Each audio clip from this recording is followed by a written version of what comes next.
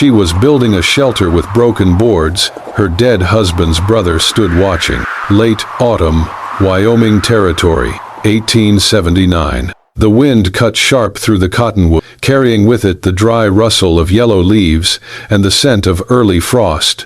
Dust curled off the prairie floor like ghosts, with nowhere left to go. The sun hung low in a slate-gray sky, half veiled behind northern clouds that promised more than just cold. It was the kind of wind that whispered warnings if a man knew how to listen. Jonas Calder sat horseback on a rise above the valley, a dark figure against the pale sweep of land. His coat flapped gently in the breeze, hat brim tugged low to shade eyes that had seen too much and spoken too little. 8 months gone.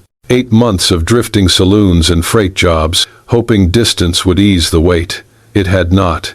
And now, here he was again, staring down at the woman he had avoided since the day his brother died. Below him, near a bent sycamore tree by the dry creek bed, Mara Ellison worked with raw determination. She was a slight thing in a faded brown dress, sleeves rolled to the elbows, hair pinned haphazardly against the wind's tug.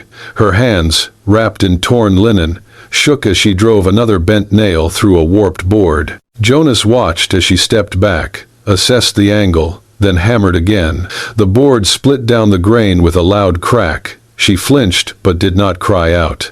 Instead, she dropped the ruined piece, turned, and lifted another from a pitiful pile at her feet. The boards were scavenged, likely from the collapsed stable behind the old house. They were split, weather-stained, some with nails already rusted halfway out. It was barely lumber, more like the bones of a life already lost. Jonas shifted in his saddle. The creak of leather was the only sound he allowed. From this distance, she could not see him, and he did not yet have the courage to be seen. He had not written, had not come to the funeral, could not stand the sight of her standing alone beside a coffin meant for someone who should have lived longer, someone better. Jonas's jaw tightened. Mara was building a shelter, if it could be called that, no more than a lean-to against the wind. It would not last the night, not with those boards, not with that sky. He looked north. Clouds loomed heavy, the kind that turned ground hard and breath white. An early storm, maybe 2 days out, maybe less. Mara steadied a corner post with her shoulder and tried to drive a nail one-handed. The hammer missed, slipped, caught her thumb. She sucked in air through her teeth, shook her hand out, then raised the hammer again. Jonas closed his eyes. That kind of grit got people killed out here. She moved like someone who had nothing left to wait for. And maybe she did not. Then came the wind, a sudden gust, fierce and low, screamed across the valley like a warning. Jonas saw the lean-to shudder, the top beam rattle loose from its single rusted nail. Mara cried out softly, not in fear, but in effort. She threw her shoulder into the beam, holding it upright as the wind pressed harder. Jonas's horse stirred beneath him, sensing the change in air. He tightened the reins, eyes locked on the woman below. Her whole frame shook as she held the weight. Her boots slipped in the dirt, dress whipping around her legs, and still, she did not let go. Jonas's breath caught in his throat. His boot twitched in the stirrup, hands loosening, preparing to ride down, to do something, anything, but he stopped himself. She was Abel's wife, and he was the brother who lived. The wind eased. The post held, for now. Jonas exhaled slowly, his fingers curled tighter around the reins, knuckles white.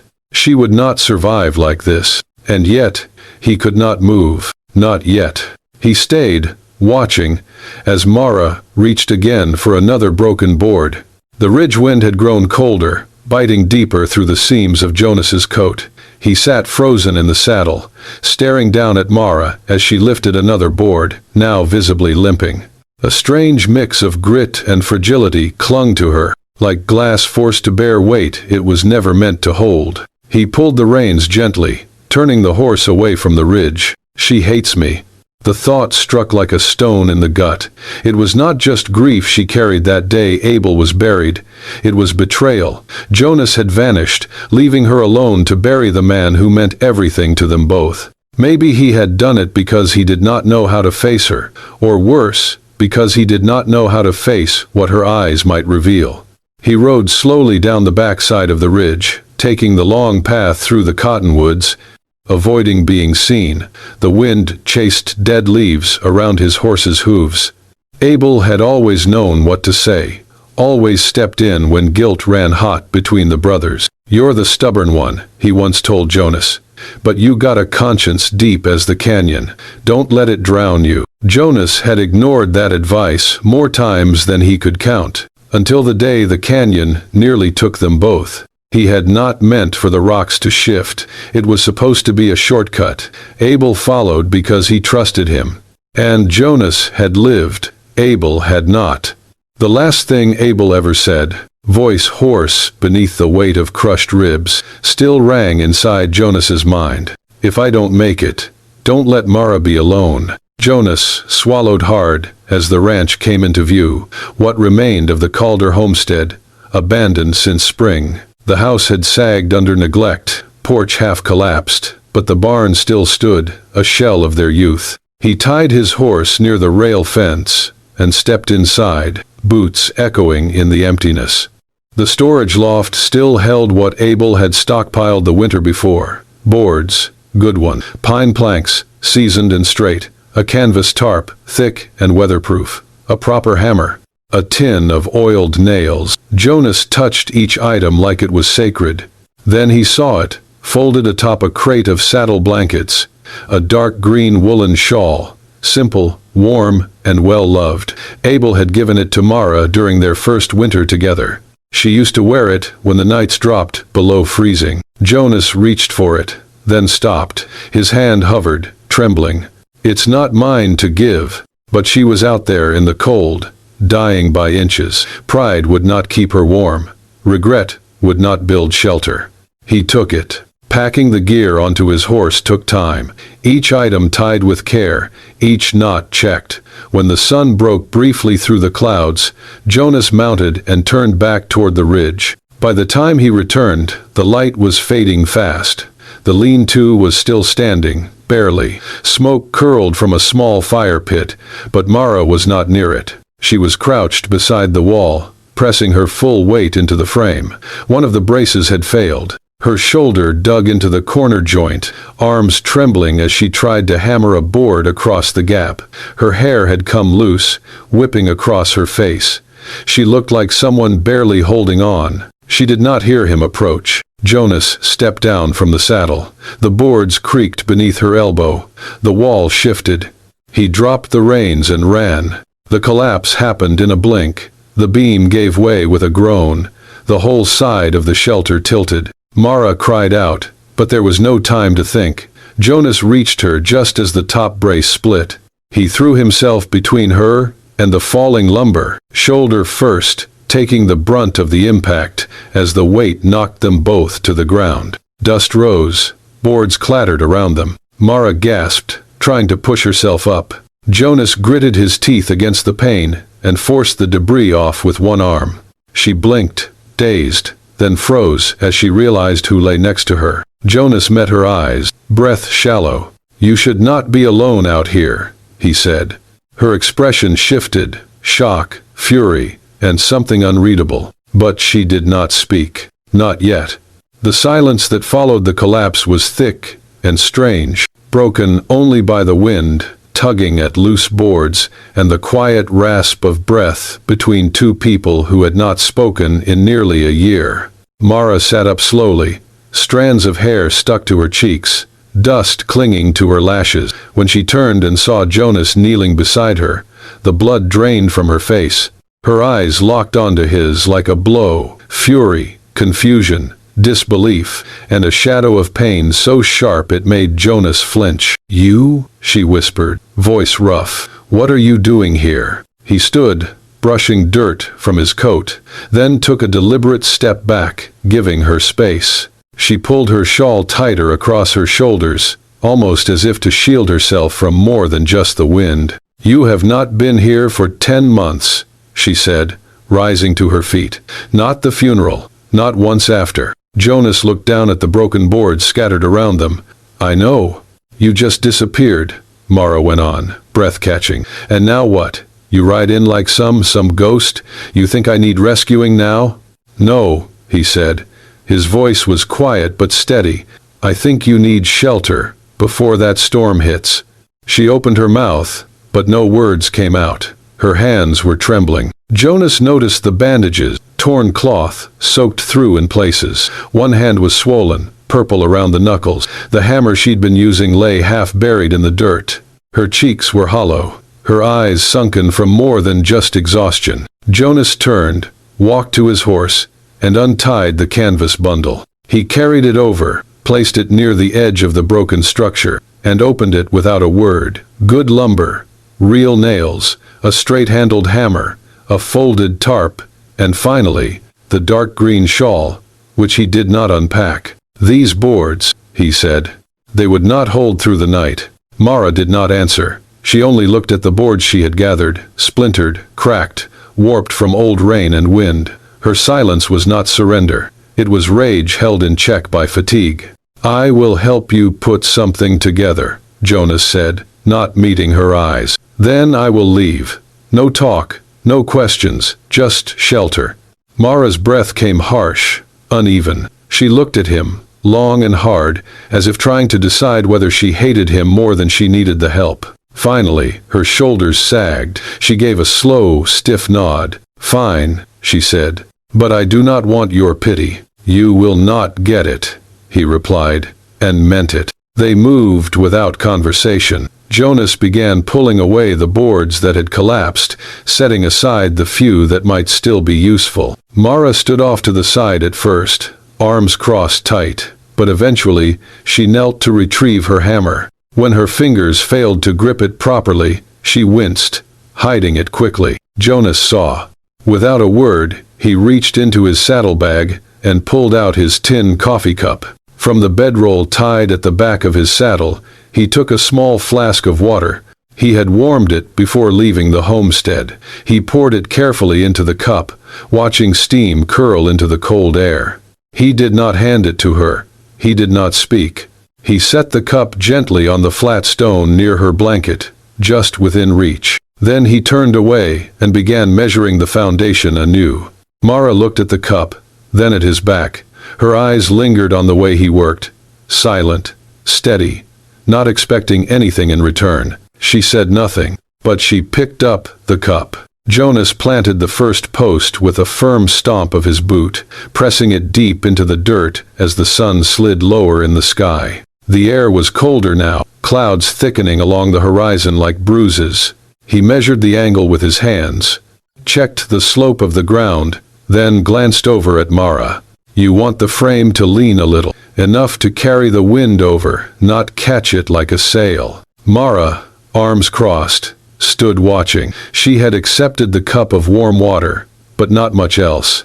Here, he said, holding out a length of twine. Tie this around the beam before you hammer. Keeps it from shifting when the wind hits again. She took it without a word, crouching beside the other post. Her fingers were stiff, but she moved with surprising surety. Fast learner, careful grip, almost familiar. Just like Abel. Jonas swallowed against the tightness in his throat. They worked in silence for a while. The only sounds were the scrape of wood, the dull thud of hammer on nail, and the low whine of wind teasing through brittle grass. At one point, Mara looked up from where she braced a corner and asked, "Why did you come back?" Jonas paused mid-swing. The question sat between them like a blade. He adjusted the nail before answering. "I saw the storm coming. That's not what I asked." He sighed. "I guess. It just felt wrong not to." "That's not an answer either." He set the hammer down, jaw clenched. For a long moment, he said nothing. Then, low and rough, "Abel died, saving me." Mara stiffened. "We were riding south of Eagle Ridge. Shortcut I insisted on. Loose shale. I was ahead when the slope gave out. He pulled me up before it took him." She didn't speak. The hammer in her hand didn't move. "I should have waited. Should have listened," he told me. "If he didn't make it. To look after you." Her eyes flashed. "And you thought building me a lean-to would even the score?" "No," he said quietly, but I couldn't sit up on that ridge and watch you freeze. She stepped toward him, voice low and cold. I never asked you to carry his guilt. I never needed your redemption. I know. Then why are you here? Jonas looked at her, really looked. Dirt on her cheek, dried blood on her knuckles, fire in her eyes. Because Abel would have been here, and I couldn't keep pretending I'm not part of what he left behind. Mara opened her mouth, but the wind interrupted her. A sudden gust roared down the valley, kicking up dust and jerking the half-built structure like a toy. Jonas reacted first, grabbing the main post as it began to tip. "Hold the corner!" he shouted. Mara darted to the opposite side, dropping to her knees, throwing her weight into the frame. Her hair whipped across her face.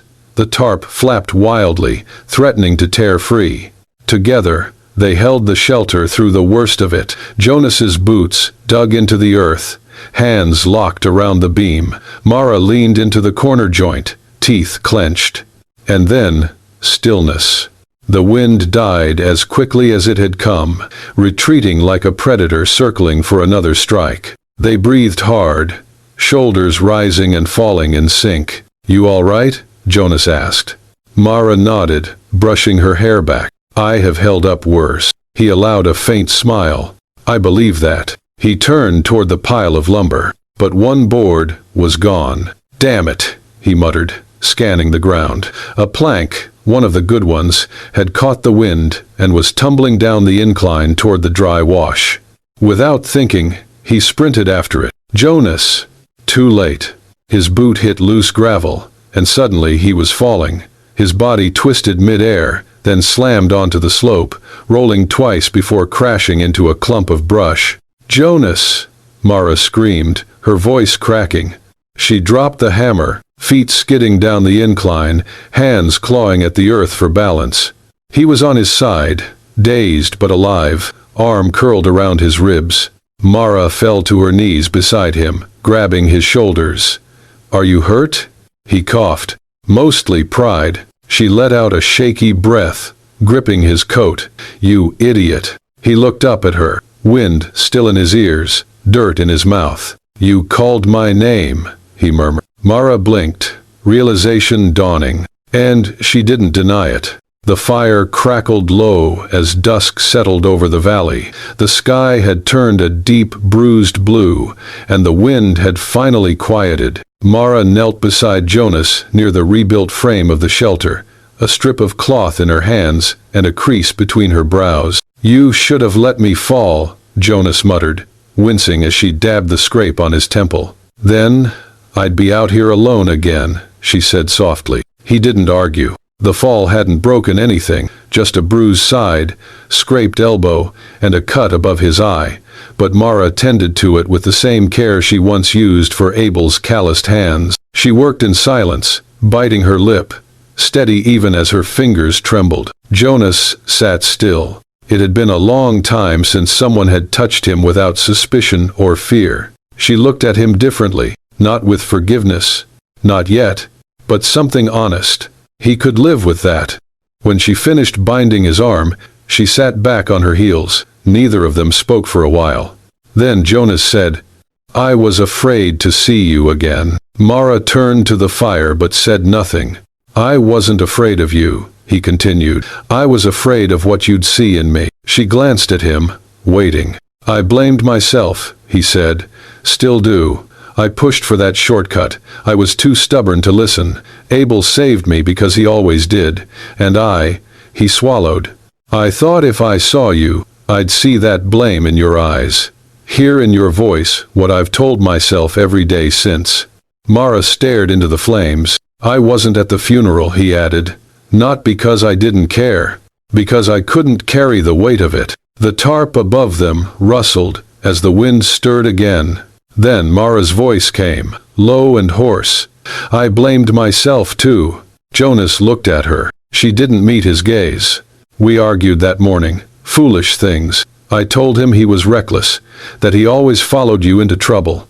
He laughed, said, "You needed someone watching your back." She wrapped her arms around herself. "I should have stopped him. Should have been kinder. I should have known it was the last time." Her eyes filled, and the tears came, not loud or broken, but deep and quiet, like something long withheld. "I thought maybe he'd have stayed," she whispered, "if I hadn't been so angry." Jonas reached into the canvas bundle beside him. He pulled out the green woolen shawl, still faintly scented of cedar and smoke. He held it out. Mara stared, hands frozen, her lips parted. "That was his," she said. Jonas nodded. "He kept it in the barn. Always said you needed it more." Mara took it slowly, reverently, then pulled it to her chest. Her hands shook again, but this time, from something else. Jonas looked away. After a while, she rose and folded the shawl carefully across a crate. Then she turned to him. "We should finish before the light's gone." He nodded. Together, they lifted a beam into place. Jonas held it steady, while Mara drove in nails with even strikes. When she passed him a brace, their fingers brushed, but neither pulled away. The rhythm came naturally now, measured, wordless, almost peaceful. For the first time, they worked not as two people haunted by what they'd lost, but as two souls beginning to carry it forward. Not forgiveness, but something like grace. The final beam was nearly in place when the sound of hooves cracked through the still afternoon. Jonas straightened first, turning toward the trail that ran along the ridge above. Mara followed his gaze, her hands lowering the hammer slowly as dust stirred in the distance. 3 men rode into view, familiar figures from town. Clyde Stoddard, the leather-skinned hunter who traded pelts and gossip in equal measure. Willis Tapp, a wiry horse trader with a permanent sneer. And behind them, Hank Mercer, who managed the town's stock pens and always found a way to know everyone's business. They slowed as they approached, curiosity sharpening into something meaner when they saw who was below. "Well, I'll be damned," Clyde said, leaning forward in his saddle. "A Calder and a Calder's widow, building a nest out here in the dirt." Jonas's jaw tightened. He kept his hands at his sides. Willis chuckled. "Guess grief don't last as long as it used to." Hank spat into the grass. "No preacher, no paperwork, just hammer and tarp. Real cozy arrangement." Jonas took one slow step forward, voice level. "You've said your piece." "Just stating what folks will say anyway," Clyde replied, grinning. "You think people won't talk, seeing you two playing house where the man's own brother used to stand?" Mara stood frozen behind the shelter's half-finished frame. The words hit like stones, and though she didn't flinch, her grip on the hammer faltered. Jonas stepped again, placing himself slightly in front of her, but did not raise his voice. "Ride on." Willis leaned on the pommel of his saddle, smile ugly. "She always did turn heads, even before Abel passed. Guess you waited long enough to make it look decent." That was enough. Jonas moved forward fast, hands clenched. But Mara's voice rang out, sharp, not pleading. "Jonas." He stopped instantly. She was staring at the men, with her chin lifted, back straight, face pale, but unwavering. "Let them talk," she said. "They always have." The 3 men exchanged looks, smirks fading just slightly when they realized she would not crack. "Suit yourselves," Clyde said, wheeling his horse. "But don't come whining when the town turns its back." They rode off, laughter echoing behind them. The moment stretched long after the sound of hooves disappeared. Mara slowly lowered herself onto a crate, staring into the middle distance, her fingers clenched tightly in her lap. Jonas stood near the post, breathing steady but shallow. "I am sorry." She did not look at him. "That is what they think, that I lured you here, that I am something shameful. They do not matter. They matter when I walk into town, and mothers pull their daughters close." Jonas said nothing. She turned to him then, her voice raw. "They will never let me live in peace, not if I lean on you." He nodded slowly. "Then I should go." Mara's eyes widened. "What?" "I did not come here to make things harder for you," Jonas said. "If my being here costs you your name, I will leave." He began gathering his things, the tarp, the hammer, the pack rope. Then, her hand caught his coat sleeve. "Please," she whispered, voice trembling, "do not leave before the storm." Jonas froze. It was the first time she had asked him to stay, the first crack in the armor she had worn since Abel's death. It was not accusation in her eyes anymore, but fear, weariness, a flicker of something he could not name. The clouds were thickening again. The wind had picked up, cold and restless. Jonas nodded. "I will stay until morning." She let go of his coat, stepping back with a small, almost imperceptible sigh. "I will sleep under the frame," he added, "near the fire. You will have the tarp and the lee side." She did not argue, just turned away and resumed tying the final brace of the shelter, as if the words had not passed between them. He slept that night, with his back to the fire, boots still on, rifle beside him, not out of threat, but habit. The wind howled against the boards, but for the first time in many nights, Mara slept behind a wall that did not shake. And Jonas, kept awake by wind and thought, did not regret staying. The storm came just after midnight. It arrived not with a whisper, but with a roar, sudden and violent, as though the prairie itself had risen to remind them how small they truly were. The wind howled through the valley, bending the cottonwoods. The shelter groaned under the strain, boards creaking, nails screaming, thunder cracked like cannon fire, and rain followed in icy sheets, needling through every seam. Jonas braced himself against the weakest side of the structure, arms spread, boots buried in the mud. Each gust slammed into him. His coat was soaked, hair plastered to his forehead, legs numb from the cold. Behind him, near the center beam, Mara held the lantern high, shielding it with her shawl. The flame guttered, but it cast a dim, flickering light, just enough for Jonas to see. "You need to move," he shouted. "I can't," she called. "If the light goes out, then stay low, but stay safe." The tarp snapped like a whip. A loose board clattered near Jonas's shoulder, missing by inches. He ducked, pressed harder into the frame, shoulder against the post. It held, for now, but the wind was gaining. Then came the worst gust yet, screaming and sharp. It caught Mara's skirt. She stumbled, arms flailing, the lantern jerking sideways. "Mara!" Jonas turned just in time to see her fall. He lunged, catching her at the waist, as a board tore free from above, and spun toward them like a blade. He pulled her close, turned his back, and took the hit across his shoulder and arm. The board cracked and dropped into the mud. They collapsed in the corner of the shelter. Jonas grunted, clutching his arm. The lantern was out. Rain hammered the tarp. Wind keened through the frame. But for a moment, everything else vanished. Mara was in his arms, cold, breath shallow, trembling. He held her tighter, not from need, from instinct, and she didn't pull away. There was no fear in her grip, no hesitation, only something raw and human. She looked up, face streaked with rain and dirt. "Jonas." "I've got you," he said, voice hoarse. She nodded, then caught sight of his hand. "Your arm." He looked down. Blood ran from his wrist, the cut deep and jagged. "Oh God," she whispered, "you're bleeding." "It's fine." "It's not." Her voice cracked. "Jonas." He blinked at the sound of her saying his name, the way it caught in her throat. She tore a strip from her shawl and bound his hand, knotting it tightly. "You should have let me fall," she murmured. But her hands said the opposite. The wind eased near dawn. Rain faded to drizzle. The worst had passed. They sat side by side in the mud, leaning against the shelter they had built together. The fire was long dead.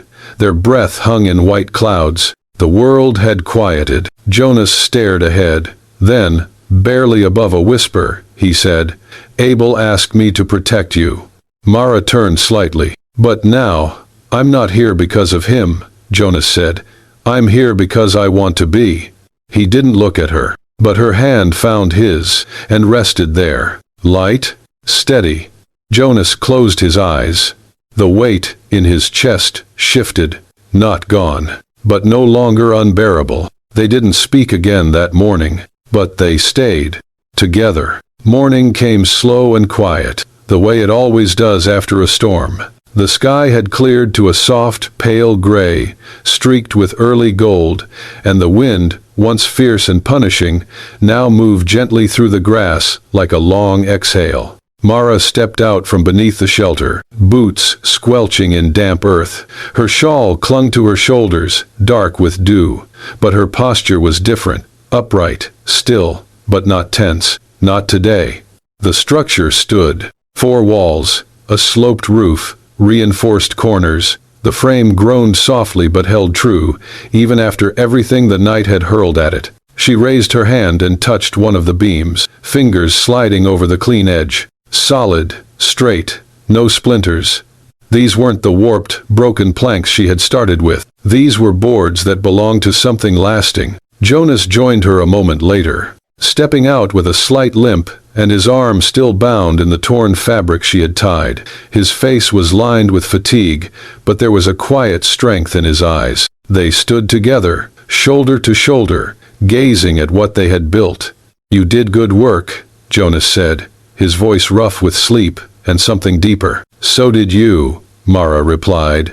He looked at her then, not with pity, not with apology, but with a kind of honest respect. The kind a man gives a person who has earned it. "I will never try to be able," Jonas said softly. "I cannot be him, and I will not pretend." Mara said nothing, but her expression remained open. "I just want to help you live," he continued, "and if it is something you want, help you build something new, something real." Mara was quiet for a long breath. Then she looked back at the shelter, her fingers still resting on the beam. "Then, let's start," she said, her voice steady, with good wood. Jonas's eyes flickered, and something in his chest eased. He slowly removed one glove, fingers stiff from cold. Then, without speaking, he reached down and took her hand in his. It was not a dramatic gesture. No kiss.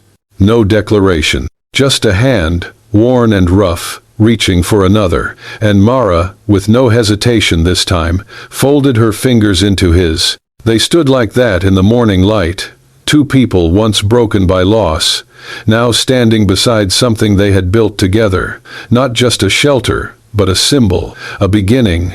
The boards creaked gently in the breeze, but the structure held firm, like a promise, like a vow not yet spoken but deeply understood. Jonas looked out over the prairie stretching wide beyond them. There would be talk, there would be storms yet to come, but today, here, they had weathered one together. That was enough. For now. Beside him, Mara didn't speak, but she didn't let go either. And that,